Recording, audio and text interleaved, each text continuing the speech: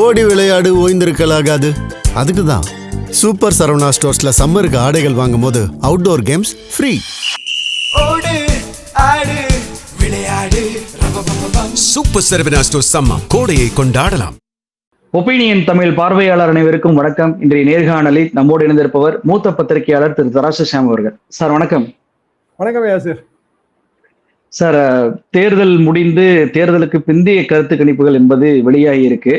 இந்த சூழ்நிலையில இந்த கருத்து கணிப்பு வெளியான மறுநாளே விஜய் அவர்கள் தன்னுடைய அத்தனை வேட்பாளர்களையுமே பணியூர் அலுவலகத்திற்கு அழைத்து 3 மணி நேரம் ஒரு மீட்டிங் நடத்தியிருக்கிறார்.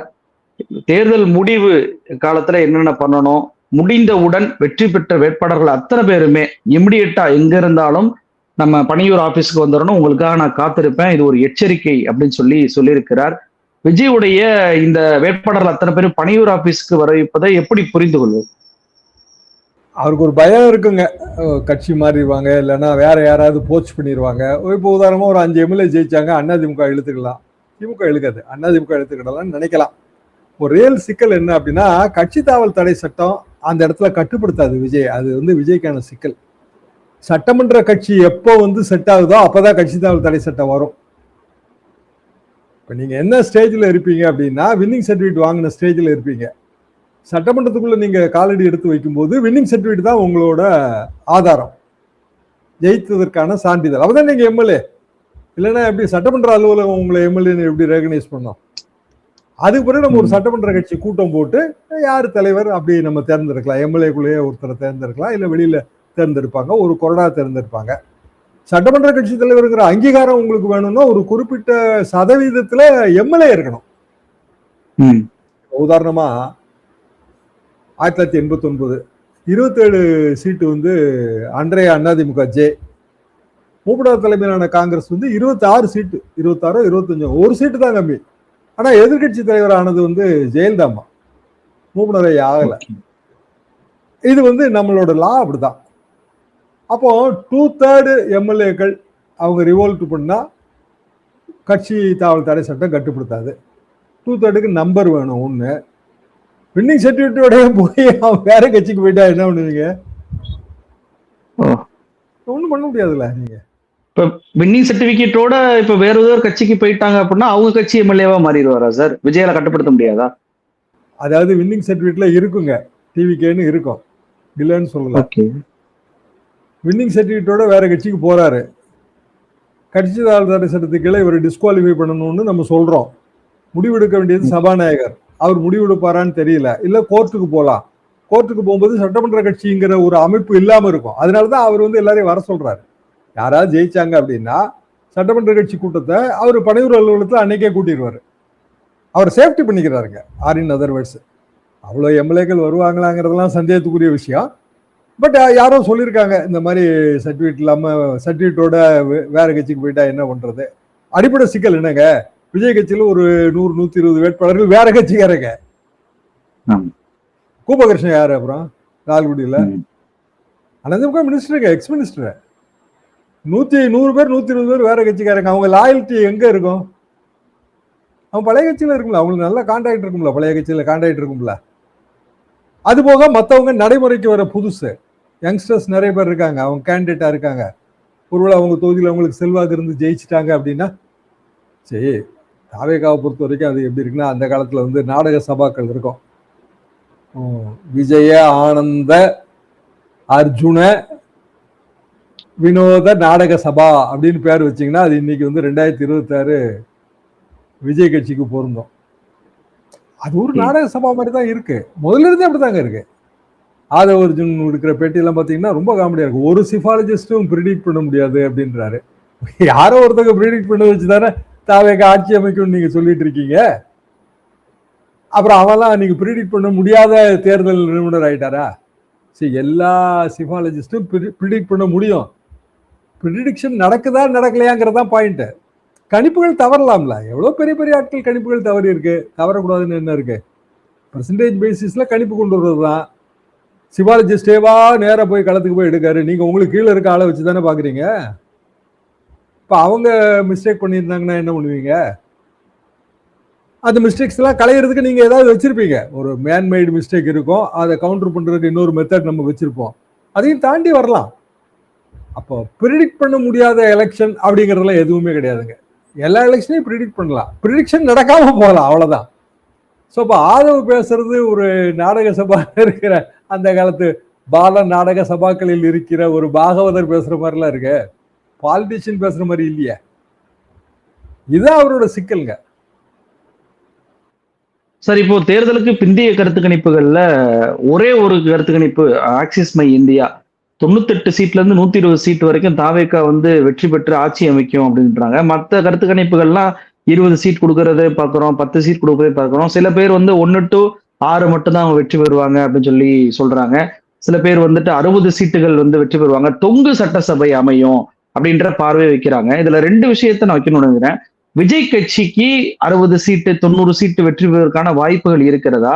இன்னொரு விஷயம் என்னன்னா, நிறைய கருத்து கணிப்புகள் வந்து 120 சீட்டு தான் திமுக வெற்றி பெறும், 125 அப்படின்ற மாதிரி சொல்றாங்க.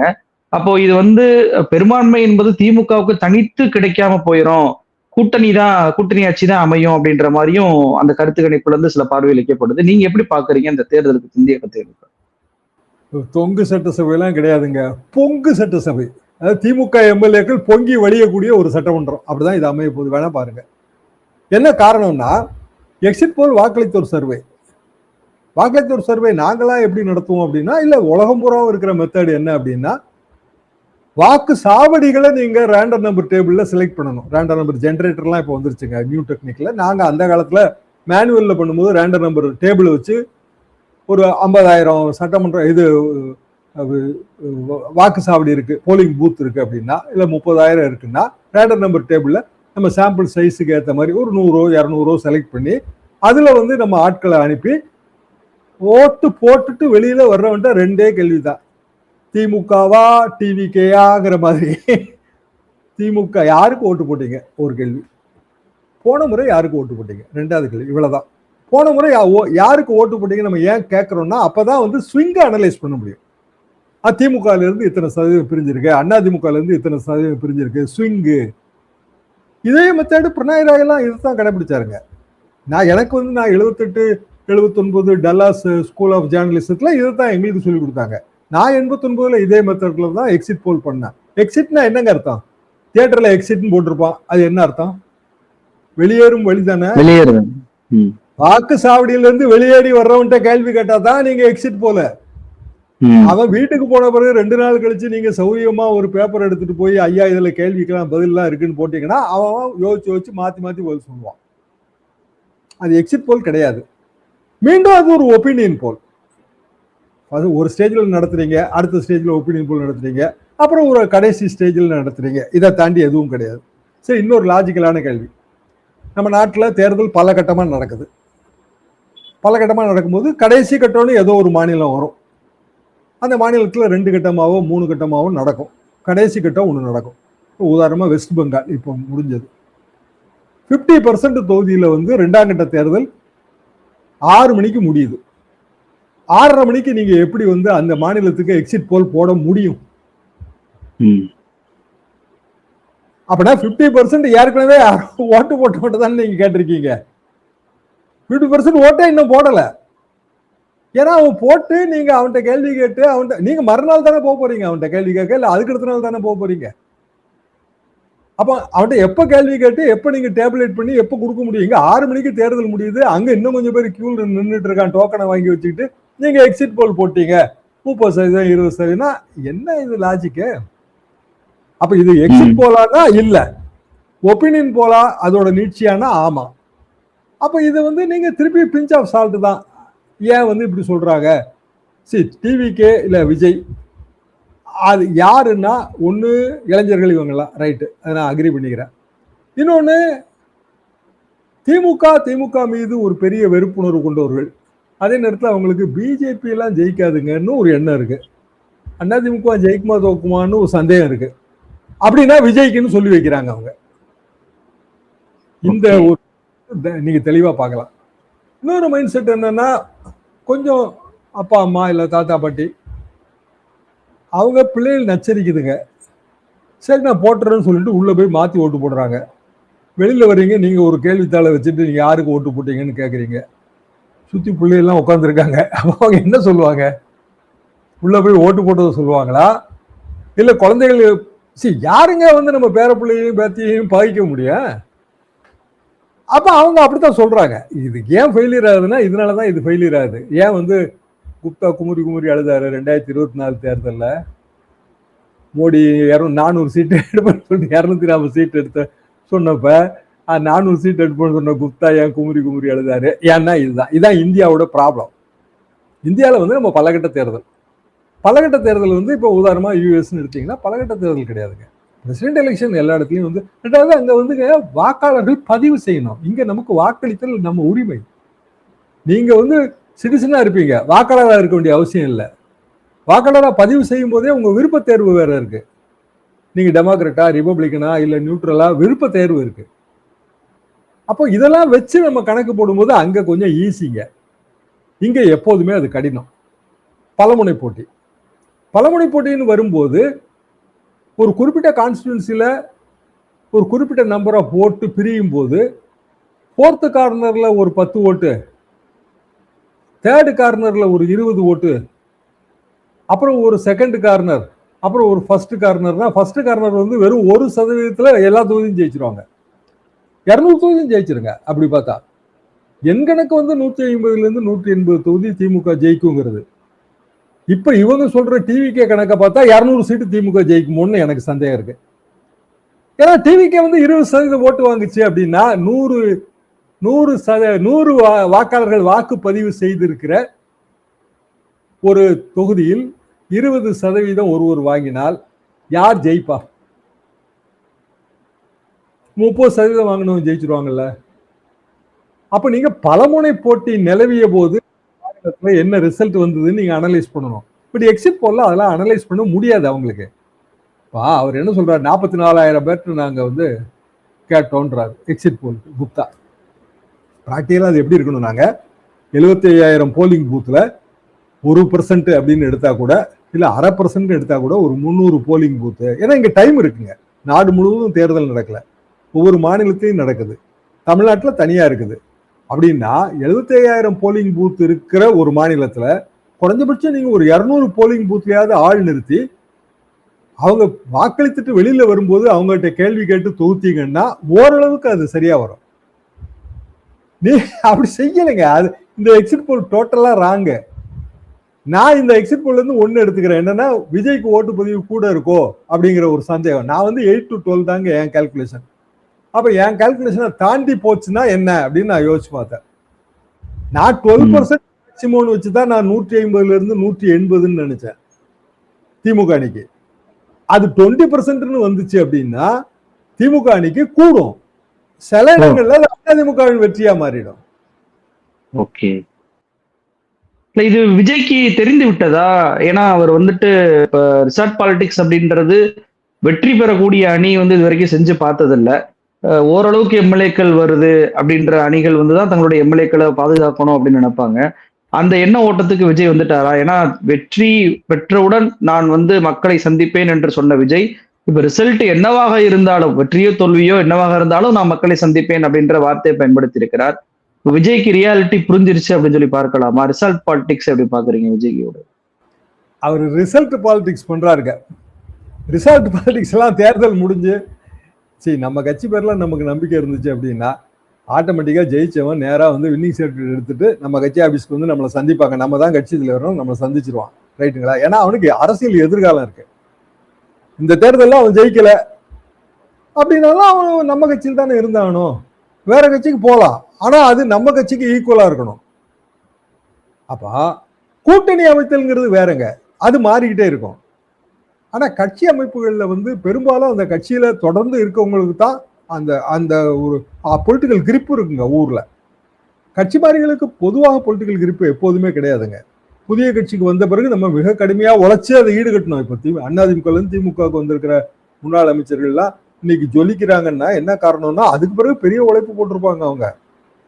அது நமக்கு தெரியாது. இன்னைக்கு அவங்களுக்கு இருக்கிற பதவியை வச்சு நம்ம நினைக்கிறோம். சரி, அதிமுக திமுகவுக்கு வந்துட்டாங்க. அவங்க வந்து கிட்டத்தட்ட 2011 இருந்து 10 வருஷம் அவங்க ஆட்சியிலே இல்லை. அப்ப ரிட்டர்ன் பேக் அதிமுகவுக்கு போயிருக்கணும்ல, ஏன் போகல? ஏன்னா 10 வருஷம் இந்த கட்சிக்கு உழைச்சு இன்வெஸ்ட் பண்ணிருக்காங்க, உழைப்பை இன்வெஸ்ட் பண்ணிருக்காங்க. 21ல ஜெயிச்சா நமக்கு வாய்ப்பு கிடைக்கும். அப்படி வாய்ப்பு கிடைச்சவங்க தானங்க 21ல அதிமுகல இருந்து வந்து திமுகல சேர்ந்த பலர் அமைச்சர்களா இருக்கிறது எப்போ? 21. அப்போ இப்படித்தான் வந்து ஜெனரலான அரசியல் மனோபாவம், மைண்ட் செட் இப்படிதாங்க. அதிமுக இதே மைண்ட் செட் இருக்குங்க, திமுகல இருந்து அதிமுக வந்தவங்களும் இதே மைண்ட் செட் இருக்கும். டிவிகேல இப்படியான ஒரு மைண்ட் செட் இருக்குன்னு விஜய ஒத்துக்கிறது, அது திருப்பி அந்த விஜய ஆனந்த, அதே மாதிரி அவர் பேர் என்ன, ஆதவர் அர்ஜுன விஜய ஆனந்த அர்ஜுன வினோத நாடக சபா. இல்ல அவர் ஆக்சுவலா முன்னாடி சார், நான் வந்து ஒவ்வொரு வீட்டிலும் விஜய் இருக்கிறார், அதே போல வந்துட்டு நான் வந்து கட்சி ஆரம்பிச்சுட்டு வீட்டுக்குள்ள போயிட்டு தான் கட்சி ஆரம்பிச்சிருக்கேன், இப்படி எல்லாம் சொன்ன விஜய் இப்ப வேட்பாளர்கள் எல்லாரும் உடனே வரணும் அப்படின்னு சொல்லக்கூடிய அளவுக்கு வந்துருச்சுன்னா வேட்பாளர்களை அவர் நம்பிக்கையுரியவர்களா அவங்க இருக்க மாட்டாங்க அப்படின்ற ஒரு நிலைக்கு அவர் வந்துட்டார் அப்படின்னு தானே பார்க்க முடியுது. அப்படி கூட நான் பார்க்கலங்க. விஜய்க்கு ஏதோ ஒரு வகையில ஒரு அச்சத்தை இவங்க கிரியேட் பண்ணிருப்பாங்க. சரி, அவர் சினிமா ஸ்டாருங்க, அவருக்கு ஒரு பெரிய பாலிடிக்ஸ் எல்லாம் தெரியும்லாம் நான் உண்மையிலேயே நம்பல. பாலிடிக்ஸ் தெரியணும்னா நீங்க களத்துக்கு போடுங்க. மகாத்மா காந்தி சவுத் ஆப்பிரிக்கால இருந்து வராருங்க, இங்க எத்தனையோ வருஷம் அங்க பாரிஸ்டர் தொழில் பார்த்துட்டு வக்கீல் தொழில் பார்த்துட்டு இங்க வராரு இந்தியாவுக்கு. அவரை வரவேற்ற உடனே அவருக்கு வந்து பெரிய பதவி தர்றாங்க, காங்கிரஸ் தர்றான்றாங்க. அவர் அதை ஏத்துக்கிடல. இந்தியா முழுசும் நான் சுற்றுப்பயணம் பண்ணி மக்களை தெரிஞ்சுக்கிட்டு நான் வரேன்ட்டாரு. அப்படி வந்து மதுரைக்கு வந்துதான் அவரோட இன்றைய தோற்றம் இருக்கு இல்லைங்களா, மேலாடை துறந்த தோற்றம், அது மதுரையில வந்து நடந்தது தானே. இதான வரலாறு. அப்ப நீங்க மக்களை மூலம் தெரிஞ்சுக்கணும்ல, சினிமா மூலமா மக்கள் தெரிஞ்சுக்குவீங்க, களத்துக்கு நீங்க போய் மக்களை தெரிஞ்சுக்க வேண்டாமா? அது எப்படி ஒவ்வொரு வீட்டுக்குள்ளயும் விஜய் இருப்பாரு, ஒவ்வொரு வீட்டுக்குள்ளயும் தனுஷ், சிம்பு, அஜித் எல்லாம் இல்லையா? எப்படி என்னங்க இது பாயிண்ட்? ஒவ்வொரு வீட்லயும் விஜய் இருக்காருன்னா மற்றவங்களுக்கு எல்லாம் என்ன வாய்ப்பு? சரி, நீங்க எத்தனையோ படம் உங்க படம் தோல்வி படமா இருக்குமா, அப்பெல்லாம் அந்த வீட்டுக்குள்ள நீங்க போகலையா, இல்ல வீட்டுக்காரங்க உங்களை துரத்தி விட்டாங்களா? சரி, லாஜிக் இல்லாம விஜய் பேசுறாரு. இந்த சுத்தி இருக்கிறவங்க என்னன்னா அவரை கொம்பு சீவி விட்டு நீங்க பெரிய தலைவர் ஆயிட்டீங்க, நீங்க சிஎம் ஆயிட்டீங்கன்றாங்க. இன்ஸ்டாகிராம்லயும் இன்ஸ்டன்டாவும் சிஎம் ஆக முடியும்னா நீங்க நினைக்கிறீங்க? இன்ஸ்டா முதல்வர்கள், இன்ஸ்டன்ட் முதல்வர்கள் அது கிடையவே கிடையாது. ஒரு நாள் முதல்வரா அர்ஜுன் இருந்தாரு, அது அர்ஜுனுக்கு அப்படியான எண்ணம் இருக்கும் போல இருக்கு. நடிகர் அர்ஜுன் இருந்தது ஒரு நாள் முதல்வர், அப்படியெல்லாம் இங்க இருக்க முடியாதுங்க. இங்க வந்து கடுமையான உழைப்பு போடணும், மக்கள் வந்து உங்களை நம்பணும். யங்ஸ்டர்ஸ் வந்துங்க அவங்களுக்கு இந்த மாதிரி கணக்கு கிடையாதுங்க. காரணம் அவங்க ரொம்ப காலமாவே இங்க வந்து மாணவர் மன்றங்கள் இதெல்லாம் இயங்கல. ஸோ கணக்கு இல்லை, அரசியல் கணக்குகள் இல்லை. அவங்கள தயார்படுத்தணும், களத்தை தயார்படுத்தணும். இப்பதான் வந்து நமக்கு செல்போனும் யூடியூப் சேனலும் மற்றதெல்லாம் ஒரு 5 வருஷமா ஆக்டிவா இருக்கீங்க நீங்க எல்லாரும். முன்னாடி வந்து யங்ஸ்டர்ஸை நம்ம தயார் பண்ணணும்னா எப்படி தயார் பண்ணுவோம்? ஒவ்வொரு காலேஜுக்கா போவோம், கூட்டத்தில் பேசுவோம், ஒர்க் பண்ணுவோம், ஸ்டூடெண்ட் ஆக்டிவிஸ்டா ஒர்க் பண்ணுவோம், அப்படியே நம்ம தயார் பண்ணுவோம் இல்லைங்களா? அண்ணாமலை பல்கலைக்கழகம், எத்தனையோ பல்கலைக்கழகம் நீங்க பார்க்கலாம். மதுரை பல்கலைக்கழகம், நான் அக்ரிகல்ச்சர் காலேஜ் மதுரை பல்கலைக்கழகம் தாங்க, அக்ரிகல்ச்சர் யூனிவர்சிட்டி அப்போ வரல. 14 காலேஜ் தான் மதுரையில. 14 காலேஜ்லயும் ஸ்டூடெண்ட் ஆக்டிவிஸ்ட் இருந்தோம். காங்கிரஸ் ரீதியாக இருந்தாங்க. டாக்டர் அருணகீதாயின் medical college, Madurai medical college இப்போ இல்ல. அவரா பெரிய காங்கிரஸ் ஆக்டிவிஸ்டுங்க. வெடிக்காத குண்டுகள் மீது வீரகாவியம் பேசுகிறார் கலைஞர் மக. அது கொடமுருட்டி பாலத்துல குண்டு வச்சுட்டாங்க, அது குண்டு வெடிக்கல. ஆக்சுவலா கலைஞர் அதுக்கு அறிக்கை விட்டாரு, என்னை கொல்வதற்காக இந்த குண்டு வைக்கப்பட்டதுன்னு. அதுக்கு அவரோட அருணகீதாயினோட பதில் இது, வெடிக்காத குண்டுகள் மீது வீரகாவியம். அப்படிலாம் இருந்த காலங்க. குழந்தை ராமலிங்கெல்லாம் உங்களுக்கு தெரியுமா? காங்கிரஸ்ல மிகப்பெரிய பேச்சாளருங்க. எங்களுக்கெல்லாம் பெரிய பெரிய அளவுக்கு இன்ஸ்பைரிங்கா இருக்கும். கலைஞர் எடுத்து சைதா பட்டேல போட்டி போட்டாருங்க. காமராஜர் வந்து குழந்தை ராமலிங்கம் இங்க போட்டி போடுறது நான் போட்டி போடுறதுக்கு சமம்னாரு. 10,000 ஓட்டோ 10,000 ஓட்டோ கடைசியில் வாங்கினாரு அவரு. அதோட வந்து அவரோட அதாவது அவர் ஆனா ரொம்ப பெரிய அளவுக்கு இளைஞர்களோட நம்பிக்கை நாயகன் குழந்தை ராமலிங்கம். சினிமாக்காரர் கிடையாது, பேச்சு மூலமாகவும் எழுத்து மூலமாகவும் இளைஞர்கள் நம்பிக்கையை பெற்றவர். தேர்தல் அரசியல்ல அவரால் ஜொலிக்க முடியல, அன்பார்ச்சுனேட். ஆனா இப்படித்தான் காலம் வந்துச்சு. கடைசியில் என்ன ஆச்சு அப்படின்னா, இன்டர்நெட் ஐடி செக்டர் எல்லாம் வந்த உடனே எல்லாரும் சம்பளத்தை துரத்திட்டு ஓட ஆரம்பிச்சிட்டாங்க. நம்ம இளைய தலைமுறை வந்து ₹1,00,000 சம்பாதிக்கணும், இஎம்ஐ கட்டுறது மூலமா வீடு வாங்கணும். அதாவது நம்ம மூத்த தலைமுறையை விட ரொம்ப 1 படி 10 படி அதிகமா இருக்கணுங்கிற ஒரு வெறி இளைய தலைமுறைக்கு வந்த போது மூத்த தலைமுறையோட அரசியல் எல்லாம் வந்து வேஸ்ட்னு அவங்க நினைக்க ஆரம்பிச்சிட்டாங்க. நல்லா யோசிச்சு பாருங்களேன். உங்களுக்கான ஆசை என்னவாங்க இருக்கும்? உங்க அப்பாவை பீட் பண்ணுங்கிறது தானே வாழ்க்கை தரத்துல. அப்படின்னா நீங்க வேற ரூட்டுக்கு போயிடுறீங்க. இந்த இடத்துல நம்மளும் மிஸ் பண்ணிட்டோம். என்னன்னா அவங்கள வேற வழியே இல்லைங்க நமக்கு. நம்ம போய் மாணவர் மன்றமே இல்லாத இடத்துல நம்ம போய் என்ன பேச? இப்பதான் யூடியூப் சேனல் மூலமா நம்ம பேச ஆரம்பிச்சிருக்கோம். நல்லா யோசிச்சு பாத்தீங்கன்னா இப்போ ஒரு 5 இயர்ஸா தாங்க பொலிட்டிக்கலா ஆக்டிவா இருக்கு. ஆமா, யூடியூப் சேனல்களோ இல்ல சேட்டலைட் சேனல்கள். செல்போன் எப்போ வந்து எல்லாருக்கும் போய் சேர்ந்ததோ அப்பதான் பாலிடிக்ஸும் போய் சேருது. இப்ப அரசியல் விழிப்புணர்ச்சி வந்திருக்கு. அவங்களுக்கு திரைக்கவர்ச்சி இருக்கு. இளைஞர்கள் விஜய்க்கு ஓட்டு போடுவார்னு நினைக்கிறாங்க. கூடவே இன்னொரு நட்சத்திரம் வந்திருந்தாருன்னா அது பிளவுபட்டு இருக்கும். இப்போ கூடவே வந்து வேற ஒருத்தர் வந்திருந்தாருன்னு வைங்க, விஜய் மாதிரியே இன்னொரு திரைசீனில நானும் பெரிய ஸ்டார் தான் வந்திருந்தாருன்னா பாதிச்சிருக்கோம். இப்போ ஒரே நேரத்துல 5 ஹீரோ படம் ரிலீஸ் ஆகிற மாதிரி 2-3 ஹீரோ படம் ரிலீஸ் ஆனா என்னங்க ஆகும்? அப்படி வரல, யாரும் வரல. அவங்க என்ன நினைப்பாங்கன்னா விஜய் போய் பார்க்கட்டுங்க, விஜய்க்கு பிறகு நம்ம போவோம்னு நினைப்பான். குரங்குகள் குட்டிகளை தானே விட்டு ஆளை பார்க்க முடியும். அப்ப இவர் இப்ப வந்துட்டாரு. நமக்கான வேலை என்னன்னா இப்பதான் நம்ம வந்து செல்போன் மூலமா போய் சேர்றோம் அவங்களுக்கு. ஸோ இனிமேல் தான் நமக்கு அது தெரிய வரும். இப்பவுமே வந்து எனக்கு எல்லா ஓட்டும் வந்துருச்சு, நான் வீட்டுக்குள்ள எல்லாம் போய் சேர்ந்துட்டேன்னு சொல்றதெல்லாம் அது ரொம்ப அப்சூர்டுங்க. ஸ்டாலின் 2.0 ஆட்சி வந்தது என்றால் விஜயுடைய நிலைமை என்ன ஆகும்? ஏன்னா இப்ப முதலமைச்சர் மீது ஏகப்பட்ட பழிகளை போட்டிருக்கிறார். கரூர் சம்பவத்துல இருந்து தேர்தல் பிரச்சாரத்துல தடையிலிருந்து எல்லாமே காரணம் இவங்க தான் அப்படின்ற மாதிரி சொல்லியிருக்காங்க. அதோர்ஜுனாவும் அதே மாதிரிதான் பழி போட்டாரு. இப்போ அதை திமுக எப்படி திருப்பி கொடுக்குமா டிவிகேவுக்கு அப்படின்ற கேள்வி வருது. இன்னொரு பக்கம் டிவிகேனால ஏடிஎம்கே வந்து பாதிக்கப்பட்டாங்க அப்படின்னா, முன்பு கரூர் சம்பவத்துல எடப்பாடி பழனிசாமி அவர்கள் தான் விஜயை வந்து காப்பாற்றினார், கொடி பறக்கிறது, கூட்டணிக்கு வரப்போகிறது என்றெல்லாம் சொன்னார். இப்போ அவருக்கு மீண்டும் இன்னொரு வகையான தோல்வி வந்து இந்த கட்சியால தான் கிடைக்குது அப்படின்னா, இந்த 2 கட்சிகளும் தாவேகாவை எப்படி நடத்தும்? விஜயால தாக்கு பிடிக்க முடியுமா? அந்த அரசியல இருந்து தொடர்ச்சியாக தேர்தலுக்கு பின்னாலும் அவர் அந்த பாலிடிக்ஸ்ல பயணிக்க முடியுமா? நீங்க எப்படி பாக்குறீங்க? அது எனக்கு தெரியலங்க. விஜயோட மைண்ட் செட் வந்து உழைக்கிற மைண்ட் செட்டா நான் யூகிக்கவே இல்லை. இப்போ கோயிலா போறாரு, அது ரைட்டு தான், அது பர்சனல் பிலீஃபுங்க, யாரையும் நம்ம கிரிட்டிசைஸ் பண்ண முடியாது. ஆனா தேர்தலுக்கு முன்னாடி பிரச்சார சுற்றுலா செல்ல வேண்டியவர் தேர்தலுக்கு பின்னாடி ஆன்மீக சுற்றுலா போறாரு. அது உங்களுக்கு விசித்திரமா தெரியலையா? பெரியார் கொள்கை தலைவர்னு சொல்லியாச்சுங்க. கொள்கை தலைவரான்னு சொன்ன பிறகு நீங்க வந்து கோயிலுக்கு போக முடியாதுங்க. சரி, அண்ணா வந்து பெரியாரை தலைவர்னு ஏத்துக்கிட்டாரு. நாக்காளி எப்பவும் பெரியாருக்காக காத்திருக்குன்னு சொல்லி தான் நம்ம அவைத்தலைவர் போஸ்டை கிரியேட் பண்ணாரு. ஆனா அப்பவுமே அவர் என்ன சொன்னாருன்னா, ஒன்றிய குலம் ஒருவனி தேவன், நாங்க பிள்ளையாரையும் உடைக்க மாட்டோம், பிள்ளையாருக்கு தேங்காயும் உடைக்க மாட்டோம். அதாவது ஒரு நியூட்ரல் பாலிசிக்குள்ள போயிட்டார். தேர்தல் அரசியலுக்கு நமக்கு அது சரியா வராதுன்னு அவர் முடிவு பண்ணிட்டாரு. இப்போ பெரியாரை நீங்க கொள்கை தலைவராக ஏத்திருக்கீங்க அப்படின்னா என்னென்ன வகைகளில் அப்படிங்கறத 2 திராவிட இயக்கங்களும் அது வரையறை செஞ்சிருச்சு. பெரியார் நூற்றாண்டு விழா கொண்டாடுறது, பெரியார் மாவட்டம், பெரியாரோட சீர்திருத்த தமிழை அறிமுகப்படுத்தினது, இதெல்லாம் எம்ஜிஆரோட சாதனைகள். கலைஞரோட சாதனைகள் எத்தனையோ இருக்குங்க, பெரியாரை பின்பற்றிய சாதனைகள். ஆனா அவங்க பர்சனல் பிலீஃப், கலைஞர் சாமி கும்பிட மாட்டாரு, வீட்டுல அவங்க அம்மா தயாளம்மையார் சாமி கும்பிட்டா அவர் தடுக்க மாட்டாரு. இப்படி பர்சனல் பிலீஃப்ஸா பிரிச்சுட்டாங்க. நம்ம அரசியலுக்குள்ள அதை கொண்டு வரல.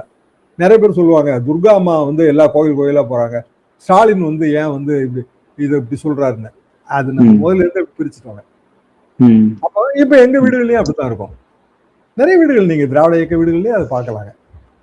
அப்ப விஜய் அதை எப்படி வச்சிருக்கிறாரு அப்படிங்கிறதுல பெரிய குழப்பம் இருக்கு. அதாவது ஒரு கொள்கை தலைவர்னு பெரியார் சொல்றாரு, கொள்கை தலைவர்னு சொல்ற பெரியார சொல்லிட்டு அவர் வந்து சர்வ மதத்துக்கும் நான் பொதுவானவன் காட்டிக்கிறதுக்கு எல்லா வழிபாட்டு தலங்களுக்கும் போறாரு. எப்ப போறாருன்னா தேர்தலுக்கு பின்னாடி போறாரு. அப்ப தேர்தலுக்கு பின்னாடி போகும்போது அது வேண்டுதல் ஆயிராதா? ஜெயிக்கணுங்கிற வேண்டுதல் ஆகாதா? அதான அர்த்தம். அப்புறம் திருச்செந்தூர் சீரடி 2க்கு இடையில என்ன ஒரு ஆன்மீக ஒற்றுமை வருது? ஒண்ணுமே இல்லைங்களே. நாளைக்கு வேளாங்கண்ணி, அதே போல நாகூர் தர்காவுக்கும் போறாரு. அது அதாவதுங்க இது வந்து அப்ப யாரோ ஒரு ஜோதிடரோ இல்ல யாரோ ஒருவரோ வந்து விஜய்க்கு நீங்க இங்க எல்லாம் போய் வேண்டிக்கிட்டீங்கன்னா தேர்தலில் ஜெயிக்கலாம் அப்படின்னு சொல்லியிருக்காங்க. அந்த நம்பிக்கையோட போறாரு. தேர்தலில் ஜெயிக்கலாம்னா அப்படி போகணுமா, இல்ல மக்கள் மீது நம்பிக்கை வைக்கணுமா? ஏன் மக்கள் மீது தானே, வாக்காளர்கள் மீது தானே நம்பிக்கை வைக்கணும். அப்போ அந்த இடத்துல அவருக்கு ஒரு குழப்பம் இருக்கு. அப்போ பெரிய அளவுக்கு 20% வாங்கிட்டாருன்னு வச்சுக்கோமே. நான் 12% தாங்க இப்பவும் நம்புறேன். 20% எல்லாரும் ஆவரேஜா என்னோட பேசுற என் வயதுக்கு கொஞ்சம் குறைவான இல்லை கொஞ்சம் இன்னும் கொஞ்சம் இளைஞர்களாக இருக்கிற பத்திரிகையாளர்கள்லாம் 20% வந்துருங்கன்றாங்க. ரைட்டு, வரட்டும். 20% வந்தா எத்தனை தொகுதி ஜெயிக்க முடியும்? அதிமுக எப்படி தேர்ட் பிளேஸ் போகும்? அப்ப அதிமுக 25% வாங்கினா விஜய் தானே தேர்ட் பிளேஸ். திமுக 35% வாங்கினா ஜெயிச்சிரும், 40% வாங்கினா ஜெயிச்சிரும். அதிமுக 25% வாங்கினா 2வது இடம், 30% வாங்கினா 2வது இடம். விஜய் 12% வாங்கினாலும் 3வது இடம் தான் என் கருத்துப்படி. இல்ல நண்பர்கள் கருத்துப்படி 20% வாங்கினாலும் 3வது இடம் தானே வரும்ன்ற.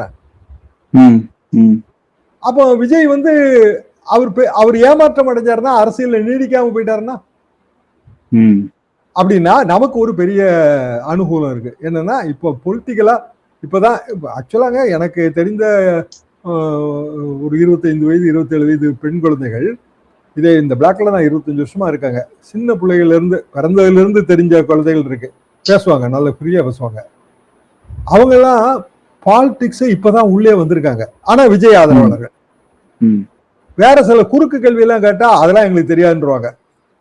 இப்போ விஜய் அவங்க பெருசா எதிர்பார்க்கிறாங்க.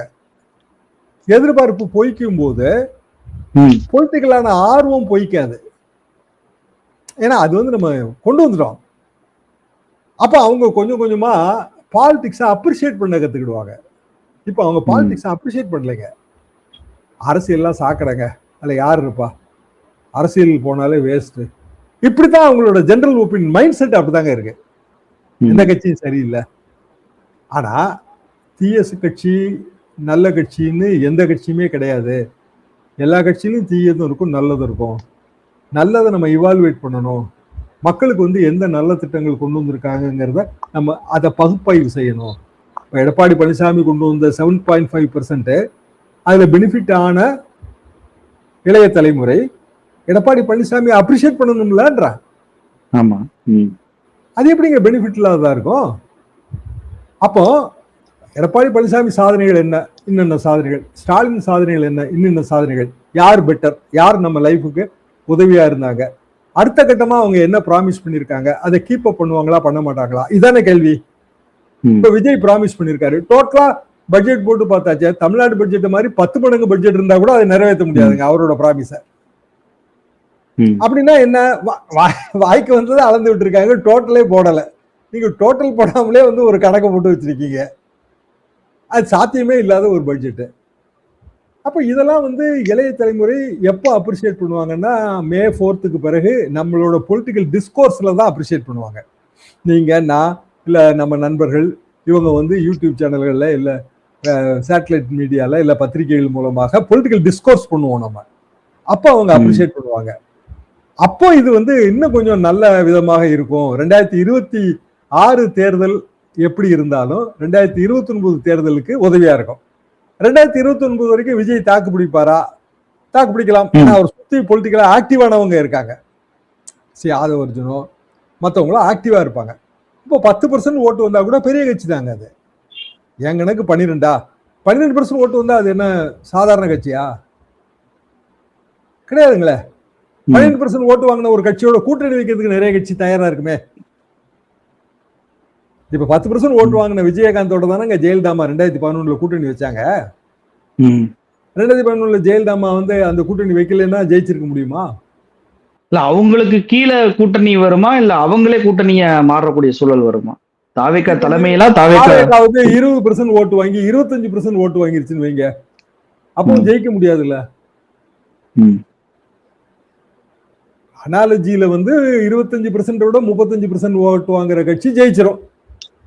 ஆனா 25% ஓட்டு இருக்கு அப்படின்னா 25% ஓட்டோட இன்னொரு 25% ஓட்டு வாங்கி இருக்கிற அதிமுக கூட்டணி வைக்கும் போது சமபலத்தோட கூட்டணி வைக்க வேண்டியது வரும். ஒரு உதாரணமும் இருக்கு இதுக்கு. 1980 தேர்தல் நாடாளுமன்ற தேர்தல், அதுக்கு பிறகு நடந்த சட்டமன்ற தேர்தலில் திமுகவும் காங்கிரஸ் கட்சியும் சமபலத்துல போட்டி போட்டுச்சு. அது சப்ஜெக்ட் டு நெகோசியேஷன்ஸ் தாங்க. அது தனியான ஒரு கதை தான். தேர்தலுக்கு பின்னாடி தான் நம்ம பேசணும். ஆனா இவ்வளவு பொலிட்டிக்கல் டிஸ்கோர்ஸா இப்ப இந்த இளைய தலைமுறை உள்வாங்கிக்குது இல்ல, அது இதோட வெற்றின்னு நான் நினைக்கிறேன். நிகழ்ச்சியை கலந்து கொண்டு பல்வேறு தகவலை நம்ம நேற்று பகிர்ந்துட்டீங்க. ரொம்ப நன்றி சார்.